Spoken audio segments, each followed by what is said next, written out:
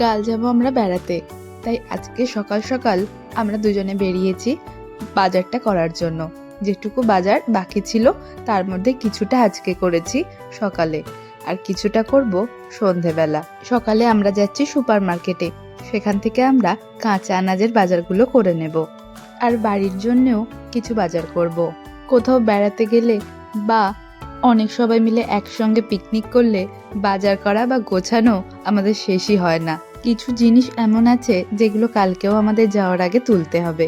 প্রথমে আমরা গিয়েছিলাম মাছের বাজারে, মাছ কিনলাম, তারপর একটা ঠাকুমার কাছে সেগুলো ছাড়ানোর জন্য দিলাম। তারপর গেছিলাম এটিএমে। সুপার মার্কেটের এটিএমটা বন্ধ ছিল, তাই চৌমাথার কাছে গিয়েছিলাম। তারপর এখানে এসে আমরা বাজার শুরু করি।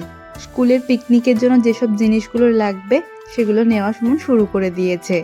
সুপার মার্কেট থেকে বাজার করতে গেলে তো খুব ভোর ভোর আসতে হয়, অথবা একদম সকালে, না হলে একটু বেলা হয়ে গেলে এখান থেকে বাজারগুলো উঠে যায় আর প্রায় শেষও হয়ে যায়।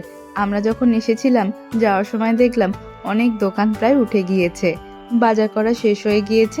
এবার আমরা মাছটা নিয়ে বাড়ি যাচ্ছিলাম। যাওয়ার সময় মনে হলো যে আমরা একটু চা খাবো, কিন্তু কখন যে কুয়াশার জন্য ক্যামেরাটা আবছা হয়ে গেছে সেটা তখন আর খেয়াল করিনি।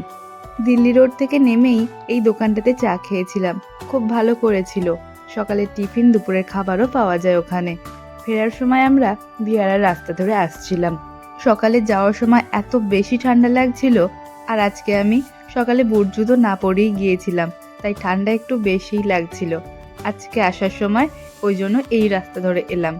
সকালবেলাটা এই রাস্তাটা খুব সুন্দর লাগছিল। অনেক সবাইকে দেখলাম হাঁটতেও এসেছে। যাওয়ার সময় সুমন বলল, আসার সময় মাঠ দেখে এসেছো, এবার যাওয়ার সময় বাগান দেখে চলো।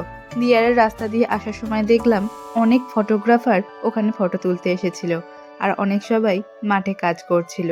বাড়িতে এসে পড়েছি। সুপার মার্কেটে আনাজের দামটা অনেকটা কম হয় বলে সুমন যখনই যায় একটু বেশি করে নিয়ে আসে, আর পাশের বাড়ির কাকিমারা সবাই সেখান থেকে নেয়। সেটাই চলছে এখন।